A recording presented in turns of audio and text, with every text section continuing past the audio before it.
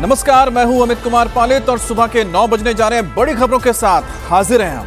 नमस्कार, आपके साथ मैं हूं गौरिका अरोड़ा। अगले 1 घंटे में आपको बताएंगे हर वो बड़ी खबर जिस पर रहने वाली है आपकी नजरें। रांची में आंदोलन कर रहे छात्रों के प्रदर्शन का आज 12वां दिन। झारखंड लोक सेवा आयोग और झारखंड कर्मचारी चयन आयोग में अनियमितताओं के खिलाफ आवाज उठा रहे छात्र परीक्षा को रद्द करने की मांग कर रहे हैं। रांची के स्टेडियम में देवेंद्र नाथ महतो की भूख हड़ताल का आज तीसरा दिन। प्रदर्शनकारी अब विधानसभा घेराव की तैयारी कर रहे हैं, लेकिन उससे पहले आज एक विशाल कैंडल मार्च निकालने की तैयारी। और इस बीच खबर है कि आज झारखंड सरकार के कुछ मंत्री और ऑफिसर्स की कमेटी छात्रों से मुलाकात कर सकती है। अनिश्चितकालीन अनशन कर रहे देवेंद्र नाथ महतो के साथियों का कहना है कि वो किसी मंत्री या फिर कमेटी से बात नहीं करेंगे, बल्कि सीधे सीएम हेमंत सोरेन को बात करनी होगी और परीक्षा को रद्द करना पड़ेगा। प्रदर्शनकारियों की यह भी मांग है कि परीक्षा में धांधली की जांच सीबीआई से करवाई जाए। तो लगातार 12 दिन से छात्रों का ये प्रदर्शन चल रहा है। वहां के जयपाल सिंह स्टेडियम में लगातार छात्र ये मांग कर रहे हैं कि जेपीएससी, जेएसएससी और तमाम ऐसी परीक्षाओं जिनमें अनियमितताएं पाई गई हैं, खासतौर पर जेपीएससी की परीक्षा को रद्द करने की मांग की जा रही है, जिसका मेंस तो रद्द किया गया, लेकिन जो परीक्षा पहले हुई थी अब उसको भी रद्द करने की मांग की जा रही है। उसमें कई अनियमितताएं पाई गई हैं। जो मेरिट लिस्ट आई थी उस पर अधिकारियों के सिग्नेचर नहीं थे और इसके साथ साथ एक ओएमआर शीट भी वायरल हुई थी।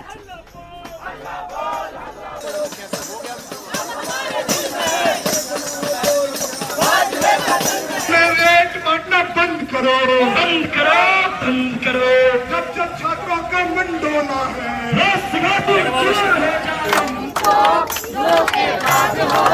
वादा करके भूल जाते हो। छात्र बोला है, सिंहासन डोला है। जब छात्र बोला है, सिंहासन डोला है।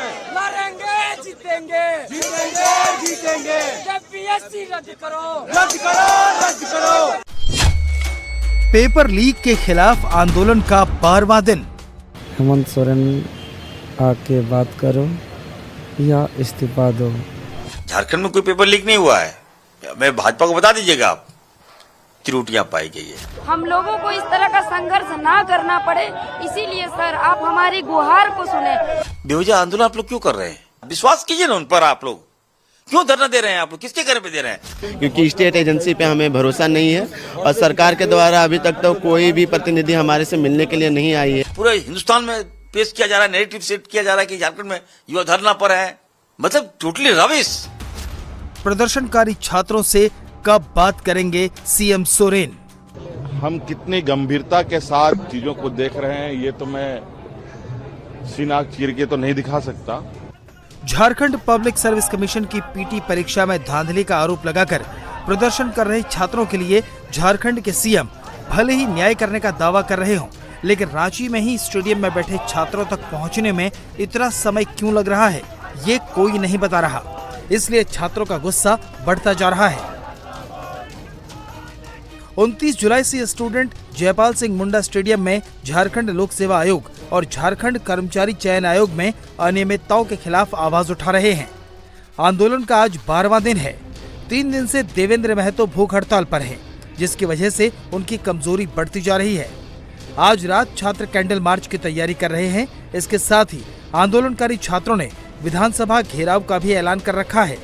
छात्रों के आक्रोश और देश भर से उनको मिल रहे समर्थन को देखते हुए हेमंत सरकार अपना डेलीगेशन छात्रों के पास भेज सकती है। हालांकि छात्र आंदोलन का नेतृत्व कर रहे प्रदर्शनकारी छात्रों की तरफ से कह दिया गया है कि सरकार के किसी डेलीगेशन से बात नहीं होगी, खुद सीएम हेमंत सोरेन को बात करनी पड़ेगी। हेमंत सोरेन आके बात करो या इस्तीफा दो, मेरा एक लाइन है। उसके बाद हम मांग पत्र बहुत सारा है, झारखंड के युवाओं को संतुष्ट करना है, हम बात करेंगे। 3 दिन से आप भूख हड़ताल पर हैं। हम ये देख रहे हैं महतो जी की जब दिल्ली के अंदर आंदोलन चल रहा था, प्रोटेस्ट हो रहा था स्टूडेंट्स का, वहाँ पर तमाम पार्टी के नेता भी पहुँच रहे थे। यहाँ पर मैं देख रहा हूँ बिल्कुल शुद्ध छात्र बैठे हुए हैं जो अपनी मांगे कर रहे हैं। क्या लग रहा है यहाँ पर नेता क्यों नहीं आ रहे बातें सुनने के लिए? आना चाहिए, सबका समर्थन से बल मिलता है। हम अपील करेंगे आपके चैनल के माध्यम से सभी राजनीतिक, गैर राजनीतिक, सामाजिक लोग आए, जुड़े। ये छात्र आंदोलन को जन आंदोलन में तब्दील करें, अगर ये सरकार नहीं सुनती है तो, और नहीं तो हमारी मांग को पूरी करें। रांची में प्रदर्शन कर रहे छात्रों का आरोप है कि सरकार उनके आंदोलन को कुचलने के लिए कोई कसर नहीं छोड़ रही। उन्हें टेंट नहीं लगाने दिया जा रहा। जयपाल सिंह मुंडा स्टेडियम के उस हिस्से की लाइट काट दी गई जहां प्रदर्शन हो रहा था। हेमंत सरकार एक तरफ कमेटी भेजकर छात्रों से बात करने का संकेत दे रही है, तो वहीं हेमंत सरकार के मंत्री छात्रों से पूछ रहे हैं कि वो बेवजह आंदोलन क्यों कर रहे हैं। बेवजह आंदोलन आप लोग क्यों कर रहे हैं? राजनीति तो सोरेन परिवार ने लिया है, तो उन पे छोड़ दीजिए ना, विश्वास कीजिए ना उन पर। आप लोग क्यों धरना दे रहे हैं? आप लोग किसके घर पे दे रहे हैं? भाजपा तो दौड़ा के हम लोग यही काम करेंगे। वो भाजपा की मीडिया यहाँ आ रहा है, पूरे हिंदुस्तान में पेश किया जा रहा है, नैरेटिव सेट किया जा रहा है कि झारखंड में युवा धरना पर है। नेट का जो धरना है उससे झारखंड का धरना को कंपेयर किया जा रहा है। मतलब टोटली रविश। ये भाजपा एक्सपर्ट है इसके लिए। इतना अच्छा काम कर रही है हमारी सरकार, मुख्यमंत्री जी के नेतृत्व में हम लोग काम कर रहे हैं। सारे मंत्री अच्छा काम कर रहे हैं। जो डिपार्टमेंट मिला है सब लोगों को कहा गया कि अच्छा एफर्ट दो। उसके बाद भी ठीक है, झारखंड में कोई पेपर लीक नहीं हुआ है। मैं भाजपा को बता दीजिएगा आप, त्रुटियां पाई गई है, कुछ खामियां पाई गई है, गड़बड़ियां पाई गई है, मुख्यमंत्री जी ने एक्शन लिया। आप बता दीजिए। मंगलवार को प्रदर्शनकारी छात्रों ने झारखंड के पूर्व सीएम और हेमंत सोरेन के पिता शिबू सोरेन की पुण्यतिथि के मौके पर श्रद्धांजलि मार्च निकाला। उनके हाथों में झारखंड में गुरुजी के नाम से जाने जाने वाले शिबू सोरेन की तस्वीरें थीं। इसी मार्च के दौरान हेमंत सरकार के खिलाफ नारेबाजी हुई।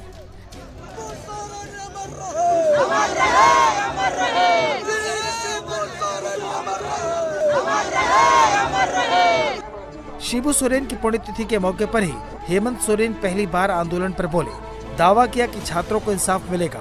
जांच रिपोर्ट आने तक धैर्य रखने की नसीहत दी।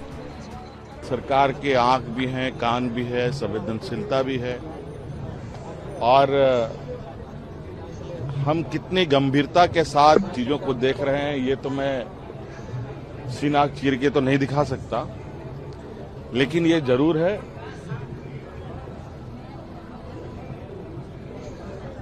और हमारे साथ तो विशेष रूप से जिस चीज के पीछे हम पड़ते हैं उसको ठीक करके ही दाम लेने का हम लोग का उद्देश्य रहा है। जिस तरीके से जांच दल दिन रात एक कर लगी हुई है, उसका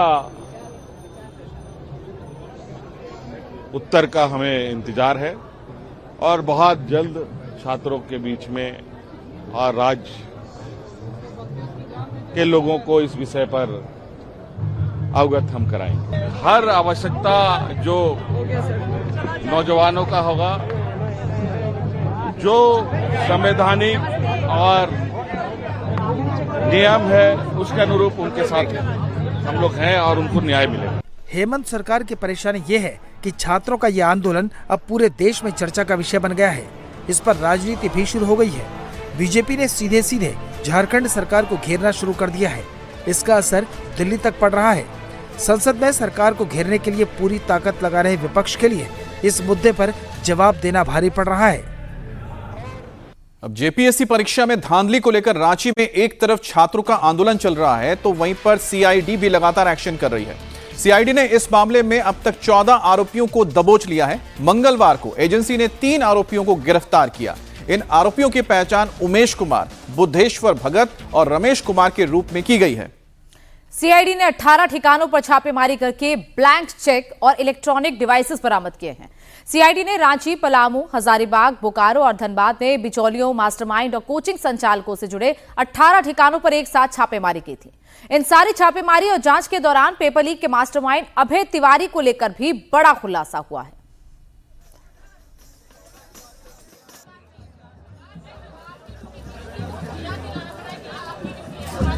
पेपर लीक नहीं सहेंगे, नहीं सहेंगे, नहीं सहेंगे। झारखंडी छात्रों को ठगना बंद करो। इंकलाब जिंदाबाद। हेमंत सोरेन होश में आओ।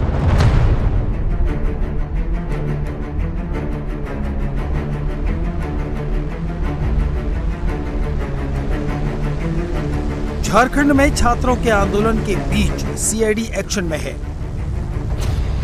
ताबड़तोड़ छापेमारी के साथ साथ गिरफ्तारियां भी हो रही हैं। मंगलवार को सीआईडी ने 3 और आरोपियों को गिरफ्तार किया, जिसके बाद इस मामले में अब तक 14 आरोपी सीआईडी की गिरफ्त में आ चुके हैं। सीआईडी के मुताबिक गिरफ्तार आरोपी परीक्षा करवाने वाली एजेंसी टीडीपीएल के साथ मिलकर काम करते थे। आरोपी अभ्यर्थियों को पास कराने के लिए कथित तौर पर सेटिंग गेटिंग का नेटवर्क चला रहे थे। ये भी पता लगाया जा रहा है कि परीक्षा में सफलता दिलवाने के नाम पर कितने अभ्यर्थियों से कितनी रकम वसूली गई, छात्रों से वसूली गई अवैध कमाई का बंटवारा किन किन लोगों के बीच हुआ। छात्रों के आंदोलन का असर शुरू हो चुका है। पेपर लीक माफिया के चेहरे सामने आ रहे हैं। उनमें से एक चेहरा है अभय तिवारी का। ये वो शख्स है जो झारखंड में परीक्षा धांधली माफिया का पोस्टर बॉय बन चुका है। जो मैनेजिंग डायरेक्टर है टीडीपीएल का, वो खुद सरकारी नौकरी में है। अब 12 एग्जाम वो निकाल चुका है। यहाँ पे आपका अभी जेएसएससी सीजीएल में 2nd टॉपर रहा है। वो अभय तिवारी उनका नाम है। तो वही इंसान इस सीजीएल में भी, इसमें भी आप पीटी पास हो जा रहा। सोचिए एक इंसान 12 एग्जाम कैसे पास कर सकता है। रांची में छात्र जिस परीक्षा को रद्द करवाने के लिए प्रोटेस्ट कर रहे हैं, उस परीक्षा को टीडीपीएल कंपनी ने कंडक्ट करवाया था और नतीजा आया तो 2nd टॉपर अभय तिवारी निकला। हैरानी की बात है कि अभय तिवारी इसी टीडीपीएल कंपनी का मार्केटिंग मैनेजर भी है। जो कंपनी ब्लैक लिस्टेड है वो हमारे यहाँ का एग्जाम कैसे ले? सवाल तो बनता है। सीजीएल हो गया, उसको रद्द कर दिया जाए।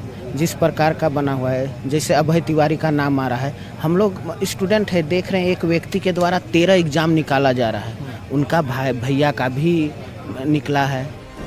पेपर लीक का मास्टरमाइंड अभय तिवारी अब सीआईडी के शिकंजे में है, लेकिन अभय कितनी चालाकी से झारखंड में पेपर में धांधली को अंजाम दे रहा था, वो समझिए।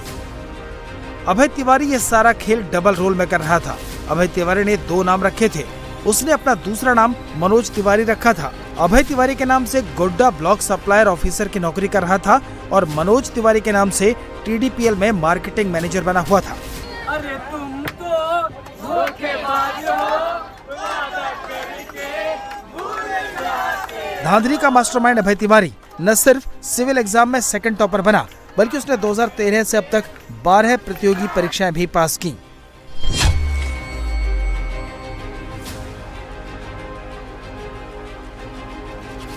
अभय तिवारी के ठिकाने से सीआईडी को जिन परीक्षाओं में सफल होने के सर्टिफिकेट मिले हैं, उनमें 2018 की पुलिस अवर निरीक्षक लिखित परीक्षा, नौसेना में एसएआर पद के लिए वर्ष 2023 में हुई लिखित परीक्षा, भाभा एटॉमिक रिसर्च सेंटर यानी बीआरसी में सहायक पद के लिए 2014 की लिखित परीक्षा, आईआरबी कांस्टेबल लिखित परीक्षा, 2018 की सीआरपीएफ हेड कांस्टेबल परीक्षा, 2014 में नॉर्दर्न कोल फील्ड्स यानी एनसीएल की प्रारंभिक परीक्षा, जेएसएससी की पीजीटी शिक्षक और सीजीएल परीक्षाएं और जेपीएससी की एसीएफ, एफआरओ, एफएसओ और 11वीं 13वीं झारखंड संयुक्त असैनिक सेवा प्रारंभिक परीक्षाएं शामिल हैं। सीआईडी को इस मास्टरमाइंड अभय तिवारी के खिलाफ कई अहम डिजिटल सबूत और दस्तावेज मिले हैं।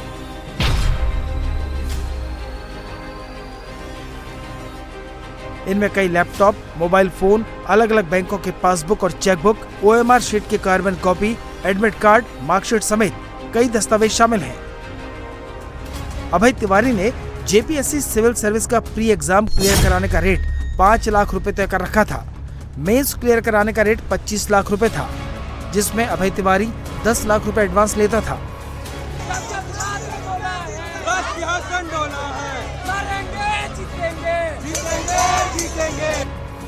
जो लोग तुरंत पैसा नहीं दे पाते थे, वो उसे ब्लैंक चेक लेता था। सीआईडी को हजारीबाग में जमीन के पेपर और खाली चेक के रूप में इसके सबूत भी मिले हैं। अब तक की जांच में पता लगा है कि अभय तिवारी ने टीडीपीएल यानी TSR data processing private limited के जरिए ऐसी घुसपैठ कर ली थी कि कोई भी परीक्षा वो चुटकियों में निकाल लेता था। दरअसल अभय तिवारी मनोज के नाम से टीडीपीएल में मार्केटिंग मैनेजर बना हुआ था और झारखंड सरकार ने जेएसपीसी और जेएसएससी का एग्जाम कराने का टेंडर टीडीपीएल को दिया था, जबकि टीडीपीएल यूपी और बिहार जैसे राज्यों में ब्लैक लिस्टेड कंपनी है। इसके बावजूद टीडीपीएल को इस साल जेएसपीसी की 14वीं सालाना परीक्षा करवाने का मौका दिया गया। इस परीक्षा के जरिए अभय तिवारी ने अपनी साली और भाभी को भी सरकारी नौकरी दिलाई। टीडीपीएल के पास एग्जाम कंडक्ट कराने की जिम्मेदारी थी, लेकिन इसे लेकर भी चौंकाने वाली जानकारी सामने आई है। टीडीपीएल का ऑफिस लखनऊ में है। 2018 के ग्रामीण विकास अधिकारी एग्जाम में धांधली हुई थी। आरोप टीडीपीएल पर लगा। 2021 में एसआईटी ने इस कंपनी के डायरेक्टर रामवीर और सत्यपाल को अरेस्ट किया। इस कंपनी पर यूपी विधानसभा स्टाफ नियुक्ति में गड़बड़ी के आरोप लगे। इसके बाद इस कंपनी को यूपी सरकार ने ब्लैकलिस्ट कर दिया, लेकिन झारखंड सरकार इस पर मेहरबान रही। टीडीपीएल के खिलाफ कई शिकायतें आई, हर शिकायत को नजरअंदाज कर दिया गया। मार्च 2025 में झारखंड पब्लिक सर्विस कमीशन ने पहली बार इस कंपनी पर एक्शन लिया। टीडीपीएल को ब्लैकलिस्ट किया गया, लेकिन 1 महीने बाद जून में ही ये बैन हट गया और फिर से कंपनी को एग्जाम कंडक्ट कराने की परमिशन मिल गई। पता लगा है कि इस साल फरवरी में रांची के शिकायतकर्ता ने जेपीएससी को एक शिकायत दी। जाहिर है हेमंत सोरेन सरकार के दौरान ये गड़बड़ियां हुई है और इसका शिकार बने हैं झारखंड के होनहार छात्र, इसलिए वो इंसाफ की मांग को लेकर आंदोलन कर रहे हैं।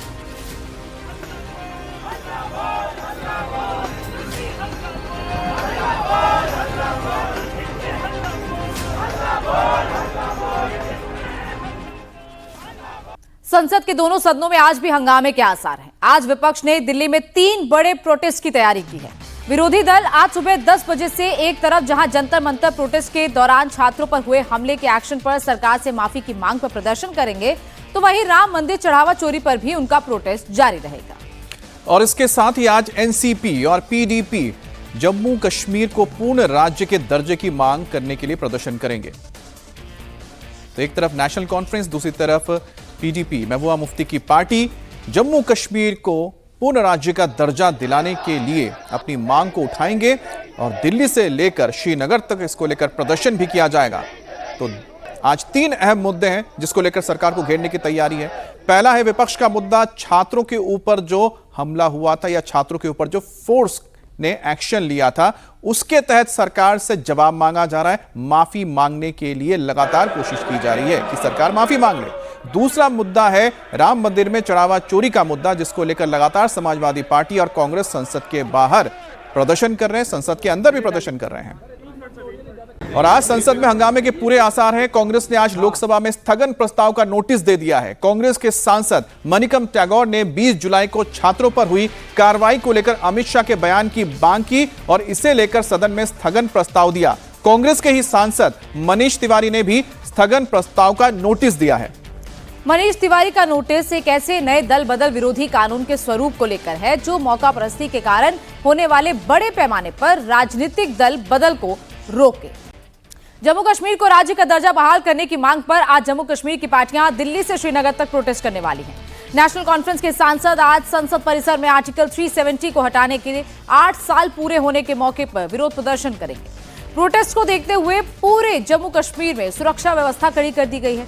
पीडीपी चीफ महबूबा मुफ्ती ने भी आज जम्मू कश्मीर के सभी जिलों में शांतिपूर्ण विरोध प्रदर्शन करने का ऐलान किया। पिछले दिनों ही राज्यसभा में विपक्ष के नेता मल्लिकार्जुन खड़गे के चैम्बर में इंडिया ब्लॉक के नेताओं की बैठक में नेशनल कॉन्फ्रेंस ने इंडिया ब्लॉक के नेताओं को इस विरोध प्रदर्शन के लिए आमंत्रित किया था।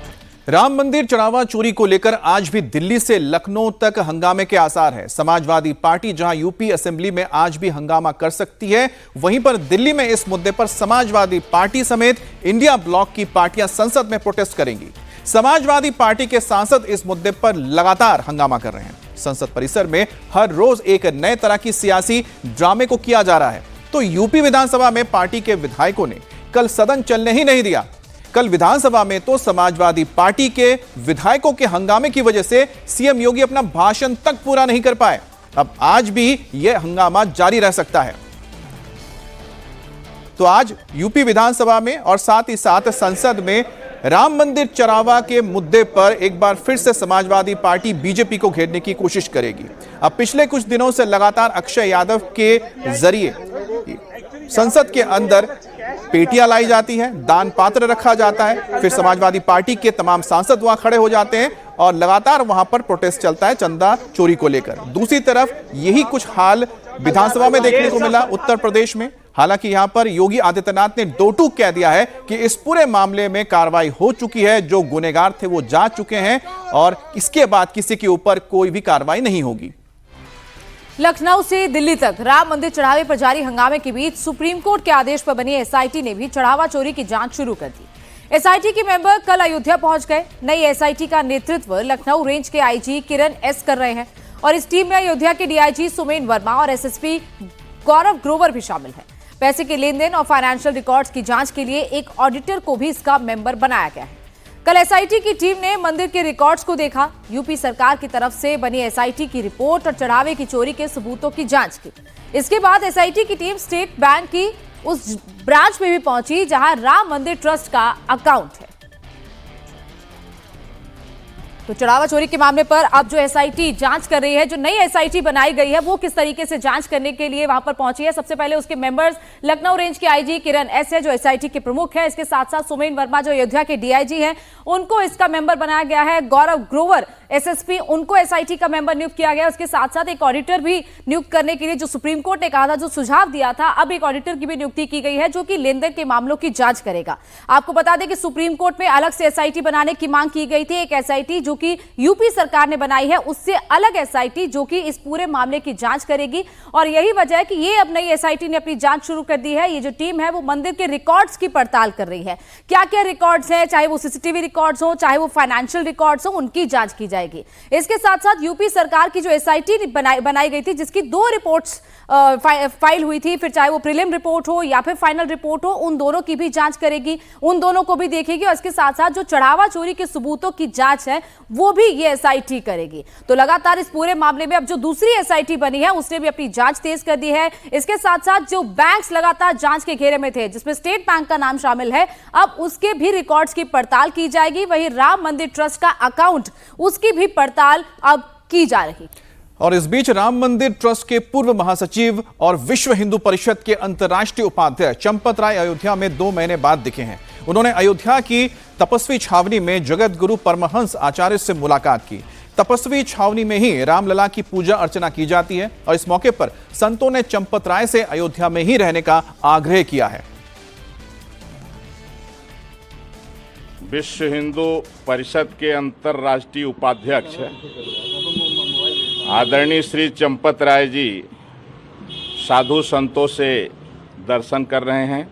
उसी कड़ी में अयोध्या में संतों की सबसे पुरानी छावनी श्री तपस्वी जी की छावनी है, जहां पर साक्षात शालिग्राम के रूप में रामलला सरकार विराजते हैं। आज हमारे पास भी आए और वैदिक विधि से उनका सम्मान किया गया। श्री चंपत राय जी युग ऋषि हैं, जिनके नेतृत्व में संपूर्ण राम मंदिर का निर्माण हुआ। सभी सनातनियों की उनके प्रति बहुत श्रद्धा है, चंपत राय के प्रति बड़ा सम्मान का भाव है। और समाज में कुछ ऐसे भी तत्व हैं, जैसे उल्लू है, चमगादड़ है, इनको सूर्य की महिमा मालूम नहीं हो सकती। उल्लू को, चमगादड़ को चाहे कितना भी कुछ उनको खिलाइए, कुछ भी करिए, सूर्य की महिमा उनको मालूम नहीं हो सकती, क्योंकि उनकी जो प्रकृति है, उनकी जो दृष्टि है, उसमें दोष है। देखिए, आदरणीय श्री चंपत राय जी ने, हम सब साधु संतों ने आग्रह किया कि आपके नेतृत्व में राम मंदिर का निर्माण हुआ है। 500 वर्षों से जो प्रतीक्षित राम मंदिर था, जो लोगों को सपना था, उससे भी अच्छा राम मंदिर बना, इसलिए आप अयोध्या मत छोड़िए। तो उन्होंने कहा कि संतों के आदेश का पालन होगा। हमने निवेदन किया, बोले अंतिम सांस तक हम अयोध्या रहेंगे, कहीं भी आना जाना होगा लेकिन निवास अयोध्या रहेगा, ये आज उन्होंने कहा। और मर्यादा पुरुषोत्तम भगवान श्री राम की पावन जन्मभूमि अयोध्या धाम से मैं तपस्वी छावनी पीठाधीश्वर जगत गुरु परमहंस आचार्य, मैं सबको सुझाव दे रहा हूं कि चंपत राय की जो बुराई करेंगे उनका लोक परलोक बिगड़ जाएगा। और इसी बीच सिद्धिविनायक मंदिर में चढ़ावा चोरी के मामले में महाराष्ट्र सरकार एक्शन में है। सूत्रों के मुताबिक डिप्टी सीएम एकनाथ शिंदे ने ऑडिट के निर्देश दिए। 5 साल में मिले हर तरह के चढ़ावे की जांच होगी और ऑडिट रिपोर्ट आने के बाद सरकार आगे की कार्रवाई करेगी। महाराष्ट्र की डिप्टी सीएम सुनेत्रा पवार को लेकर कांग्रेस के आपत्तिजनक बयान के बाद अब विवाद शुरू हो गया और लगातार ये गहराता जा रहा है।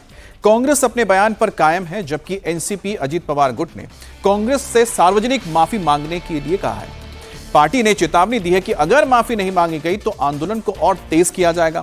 एनसीपी ने आज इस मुद्दे पर पूरे राज्य में विरोध प्रदर्शन का ऐलान कर दिया है। इस बीच विवाद पर सुनेत्रा पवार का रिएक्शन सामने आया। सुनेत्रा पवार ने कहा कि सही वक्त आने पर वो करारा जवाब देंगी।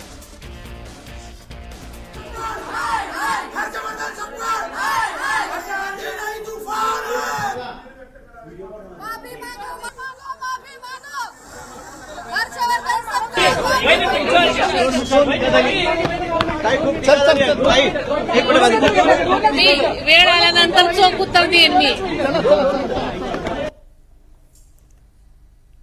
वहीं एनसीपी अजीत पवार गुट के सीनियर नेता और कैबिनेट मंत्री छगन भुजबल ने कांग्रेस के इस बयान पर तीखा हमला बोला। भुजबल ने कहा कि जिस पार्टी की प्रमुख नेता सोनिया गांधी है और जिस पार्टी की पूर्व प्रधानमंत्री इंदिरा गांधी को भी कभी सदन में गूंगी गुड़िया कहा गया था, उसी पार्टी के नेता आज दूसरी पार्टी के एक महिला नेता के लिए ऐसे शब्दों का इस्तेमाल कर रहे हैं। उन्होंने कहा कि ये सही नहीं है और कांग्रेस को इस पर गंभीरता से विचार करना चाहिए।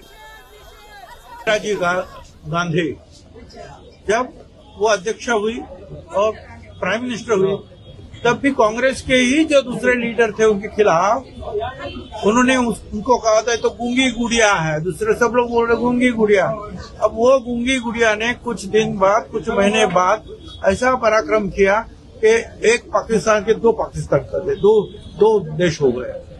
तो थोड़ा रुको ना, ठहरो ना। नहीं जो है हमारी बहन को इतना बड़ा हादसा होने के बाद, अजित पवार जाने के बाद उन्होंने पार्टी संभाली है, तो उनके बारे में ऐसी कुछ बात करना गलत है। वहीं महाराष्ट्र के मुख्यमंत्री देवेंद्र फडणवीस ने भी सुनेत्रा पवार पर कांग्रेस के इस बयान को लेकर तीखा हमला बोला। उन्होंने कहा कि कांग्रेस को इन दिनों कोई पूछ ही नहीं रहा है, तो वो खबरों में बने रहने के लिए इस तरह की उल्टी सीधी बयानबाजी कर रहे हैं। मला असं वाटतं की अतिशय खालच्या स्तरावर हे उतरलेले आहे। मुळामध्ये यांना कुठलाही रिस्पॉन्स मिळत नाही, कोणी विचारत नाही, त्यामुळे न्यूजमध्ये येण्याकरता अशा पद्धतीचं काम चाललेलं आहे। बदनाम हुए तो क्या हुए, नाम तो हुआ, अशा पद्धतीनं यांची कारवाई चाललेली आहे। आणि मला असं वाटतं की महाराष्ट्राच्या राजकीय संस्कृतीत इतक्या खालच्या स्तराला जाणारे हे आता आपल्याला पहिल्यांदाच पाहायला मिळत आहेत। बड़ी खबर महाराष्ट्र के कोल्हापुर से है, जहां एक बंद पड़े मकान में धमाके के बाद हड़कंप मच गया। मकान में जिलेटिन की छड़ें रखी थी, जिनमें अचानक धमाका हो गया और धमाके से घर को भारी नुकसान पहुंचा। आसपास के घरों के भी शीशे टूट गए। पुलिस धमाके की जांच में जुट गई है। तो धमाके से इस बंद पड़े मकान को किस तरीके से नुकसान पहुंचा, उसकी तस्वीरें आप देख रहे हैं। और अब पुलिस इस पूरे मामले की जांच कर रही है कि जिलेटिन की जड़ें कहां से हैं। खबर यूपी के कन्नौज से है, जहां समाजवादी पार्टी के अध्यक्ष अखिलेश यादव के करीबी नेता कैश खां पर एक और मुकदमा दर्ज हो गया है। कैश खां पर गाय को कुत्तों से कटवाने पर यह मुकदमा दर्ज हुआ है। कैश खां के पड़ोसी आदिल खान की शिकायत का जिले की पुलिस ने संज्ञान लिया। पशु क्रूरता अधिनियम के तहत कैश खां पर मुकदमा भी दर्ज हुआ है। कैश खां पर आरोप है कि कन्नौज के सदर कोतवाली क्षेत्र के बालपीर स्थित अपने गेस्ट हाउस में उन्होंने गाय को बंधक बना के रखा और उन पर कुत्ते छोड़ दिए। कैश खां पर पहले भी कई मुकदमे दर्ज हुए हैं। जनवरी में कैश खां को जिला बदर भी कर दिया गया था। देश में मौसम एक बार फिर से बिगड़ने वाला है। आईएमडी ने उत्तर भारत के 7 राज्यों तो पूर्वी भारत के 4 राज्यों में भारी बारिश की चेतावनी जारी की है। तो वहीं दक्षिण के 3 और पश्चिम भारत के 2 राज्यों में भी कहर देखने को मिलेगा, जिसे लेकर लोगों को बेहद सावधान रहने के लिए कहा गया है। वहीं पहाड़ी राज्यों के लोगों के लिए भी मुश्किलें बढ़ने वाली हैं, जहां जगह जगह लैंडस्लाइड्स हो रही है।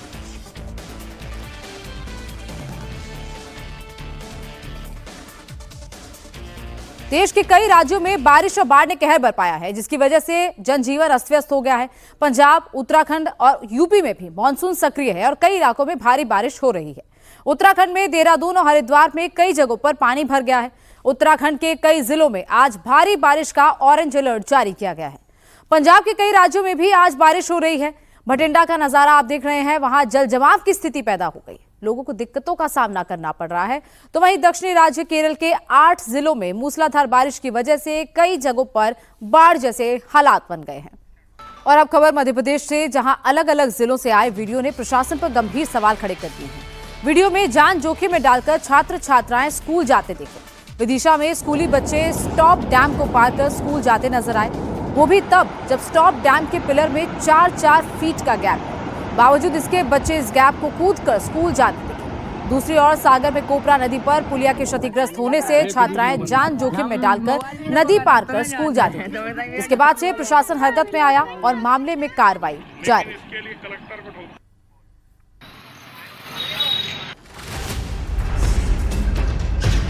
मध्य प्रदेश में बच्चों के लिए स्कूल जाना कितना जोखिम भरा काम है, ये आप इन दो तस्वीरों को देखकर अंदाजा लगा सकते हैं। यहाँ बच्चे घरों से कॉपी, किताब, कलम और बस्ते के साथ साथ जान हथेली पर लेकर घरों से निकलते हैं, क्योंकि प्रशासन ने इनके सामने कोई और रास्ता ही नहीं छोड़ा है। प्रशासन तो मस्त आंख कान बंद किए बैठा है और छात्र छात्राएं जान जोखिम में डालकर स्कूल जाने को मजबूर हैं।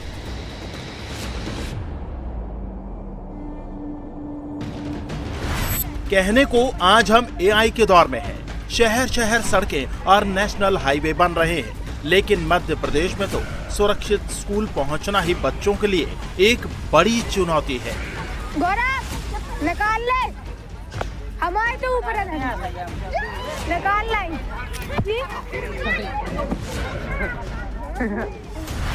छात्राओं के कंधों पर बस्ता है और सामने मौत का रास्ता है।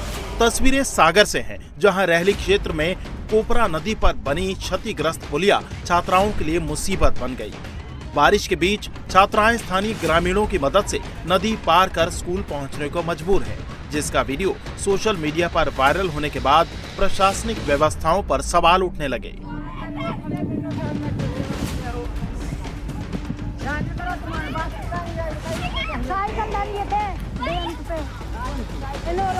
जानकारी के मुताबिक कोपरा नदी पर बनी पुलिया लंबे समय से क्षतिग्रस्त है और बारिश में नदी के उफान पर होने की वजह से छात्राओं के स्कूल जाने पर लगातार खतरा मंडराता रहता है। वहीं वीडियो सामने आने के बाद पंचायत के सीईओ ने संज्ञान लिया और जल्द ही वैकल्पिक व्यवस्था के निर्देश दिए। हालांकि गांव तक पहुंचने के लिए करीब 3 किलोमीटर लंबा वैकल्पिक रास्ता है, लेकिन ज्यादातर ग्रामीण और छात्र इसी पुलिया का इस्तेमाल करते हैं।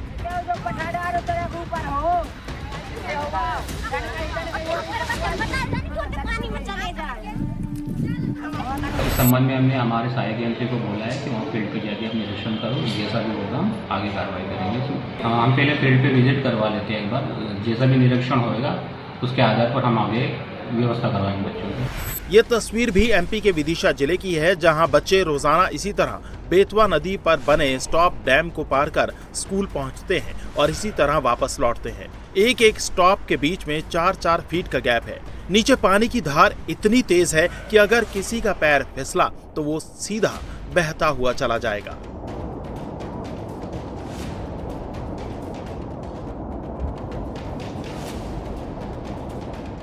बारिश में डैम उफान पर होता है, ऐसे में जरा सी चूक जानलेवा साबित हो सकती है। बावजूद इसके ये बच्चे पढ़ने के लिए खतरा उठाते हैं और रोज ऐसे ही स्कूल जाते हैं। ग्राम फलोई में जाता हूँ, अभी वर्तमान में क्लास 10 में पढ़ता हूँ। और कल जो अधिकारी लोग आए थे हमसे कुछ साइन करवा के ले गए हैं और हाँ बोल गए हैं कि अभी स्कूल मत जाओ, और हाँ ऐसे कुछ बोल गए थे। 2 साल ग्राम फलोई में शासकीय हाई स्कूल फलोई में पढ़ाई की है और मैं नदी पे से जाता था और मेरे साथ और भी बच्चे जाते थे और भी 5 बच्चे जाते थे और ऐसा 5-6 साल से चलता आ रहा है। हर बार ऐसा ही होता है, 4 महीना नदी चढ़ जाती है तो बच्चे स्कूल नहीं जा पाते, उनकी पढ़ाई मतलब बर्बाद हो जाती है। बाकी अभी अगर मैं 4 महीने और स्कूल जा पाता तो मुझे भरोसा है मैं और अच्छी परसेंटेज बना सकता था, पर मैं बारिश के कारण और जो नदी है उस पर जो डैम है वो उस तरफ से भी टूटा हुआ है, जिसके कारण स्कूल नहीं जा पाता हूँ। बच्चे खतरनाक रास्ता इसीलिए अपनाते हैं ताकि उन्हें लंबा सफर तय ना करना पड़े। दरअसल विदिशा के बंधेरा, ककरुआ, इमलिया और बेहलोट गांव के बच्चे 10वीं की पढ़ाई के लिए पलहो गांव जाते हैं। अगर ये बच्चे सड़क वाले रास्ते से स्कूल जाएं तो उन्हें रोज करीब 10 किलोमीटर का सफर तय करना पड़ेगा, लेकिन स्टॉप डैम पार करने से ये दूरी सिर्फ 5 किलोमीटर रह जाती है। हम लोग के भी संज्ञान में इस वीडियो के माध्यम से ही आई है। इससे पहले गाँव की जो स्थानीय संस्थाएं हैं और ग्राम पंचायत है उनके द्वारा ऐसी कोई स्थिति हम लोग के नॉलेज में नहीं लाई गई, ना ही कोई मांग की गई। मौके का भ्रमण करने पे ये पाया गया कि पलो गांव में शिक्षा विभाग के द्वारा एक हाई स्कूल संचालित किया जा रहा है। भौगोलिक परिस्थिति कुछ इस तरीके की है कि जिन गांव के बच्चे पलो स्कूल में आ रहे हैं उनको यदि सड़क मार्ग से वहां पे आने के लिए लगभग 10 किलोमीटर का चक्कर लगा के आना पड़ता है। सबसे नज़दीक का स्कूल जो है हाई स्कूल वो पलो में है, जो लगभग 10 किलोमीटर वहाँ से पड़ता है। संभवतः इसी कारण बच्चे जो है वो इस वर्ष नए शाला प्रवेशी हैं, तो वो जो स्टॉप डैम पुराना बना हुआ है उस स्टॉप डैम के माध्यम से लगभग 1 से 1.5 किलोमीटर पड़ता है। बच्चों के स्टॉप डैम पार करने का वीडियो जैसे ही प्रशासन के संज्ञान में आया, तुरंत कंटीले तार लगाकर डैम से होकर आने जाने का रास्ता बंद कर दिया गया, बैरिकेड लगा दिए गए और चौकीदारों को भी निगरानी पर लगा दिया गया। इसके अलावा नदी पर बने स्टॉप डैम पर स्लैब डालने का काम भी शुरू हो गया है। स्टॉप डैम के पुल बना हुआ है, जो स्टॉप डैम बना हुआ है उस पे स्लैब डालने की कार्रवाई की जा रही है, जिसमें बच्चों को साइकिलें प्रदाय की जा चुकी हैं और डैम का रास्ता पार करने पर प्रतिबंध लगाया गया है। बच्चे अगर शाला जाना चाहते हैं तो जो सड़क मार्ग उपलब्ध है उससे आने। और अब खबर आपकी हेल्थ से जुड़ी हुई, जहां मिलावटी चीजों के खिलाफ खाद्य विभाग का ताबड़तोड़ एक्शन जारी है। खाद्य विभाग की टीम ने यूपी से पंजाब और हैदराबाद तक कई जगहों पर छापेमारी की, जहां नकली घी से लेकर भारी मात्रा में नकली मसाले तक बेचे जा रहे थे। ऐसे में प्रशासन ने माल जब्त कर आगे की कार्रवाई शुरू कर दी है। पंजाब में स्वास्थ्य विभाग ने बड़ा एक्शन लेते हुए 1500 किलो एक्सपायर हुआ देसी घी जब्त किया और गोदाम से करीब 3000 लीटर संदिग्ध देसी घी बरामद किया है, जिसके सैंपल लेकर जांच के लिए भेज दिए गए हैं। कानपुर में भी मिलावटी हल्दी बनाने वाले गिरोह का भांडाफोड़ हुआ है और चावल में रंग मिलाकर बन रही हल्दी को नष्ट कराया गया। तो हैदराबाद में मिलावट के खेल का पर्दाफाश हुआ, जहां मिलावटखोर मसालों में कपड़ों का रंग और टाल्कम पाउडर मिला रहे।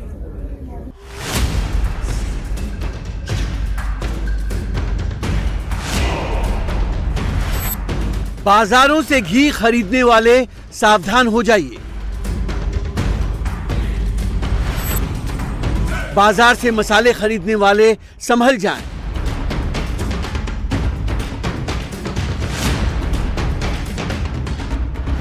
बाजारों से हल्दी खरीदने वाले अलर्ट हो जाएं।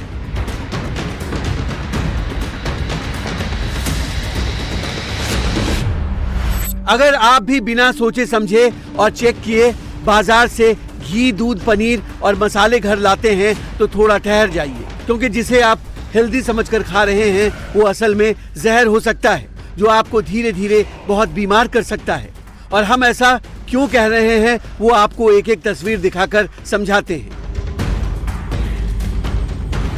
तस्वीरों में दिख रहा ये एक एक बॉक्स एक्सपायरी है, जो बाजारों में धड़ल्ले से बिक रहा था।